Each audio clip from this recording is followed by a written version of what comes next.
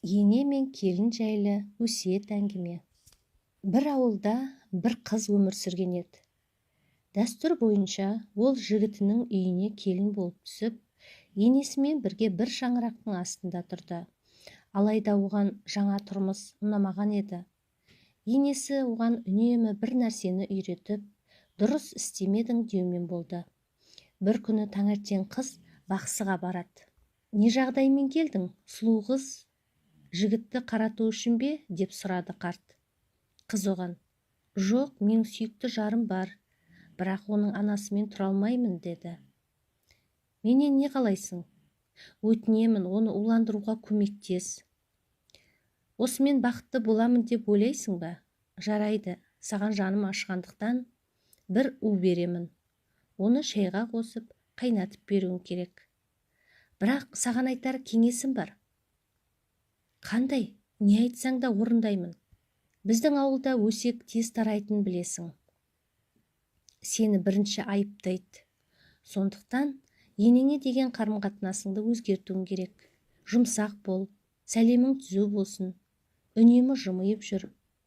Азабың ұзаққа созылмайды». Жас келін қарттың сөзін тыңдап, айтқанын жасайды. Таңертең ерте тұрып, нан пісіріп, тамақ дайындайды. Енесіне шай қайнатып, уын салады. Еркелетіп шайға шақырады.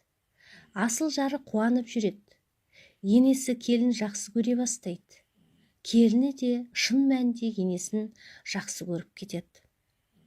Бірден әлгі қарттың үйіне барып, былай деп жалынады: «Әкетай, өтінемін, маған уға қарсы дәрі бер.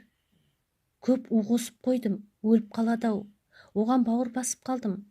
Маған туған анамдай қамқор болды». Сонда ақсақал: «Жаным, сабаңа түс.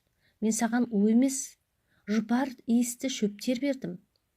Сен оған улы емес, дәмді әрі пайдалы шай бердің. У сенің жүрегіңде болды.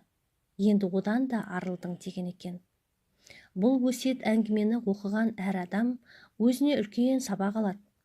Егер сол қарттың орнында жауыз адам болғанда, бір шаңырақтың бақыты шайқалатын еді. Дана адамның дұрыс шешімінің арқасында жас келін енесімен тіл табысып, екеуі бір үйдің адамына айналды. Сол себепті жағдай қаншалықты қиын болмасын, оның шешімі табылатынына сенімді болыңыз.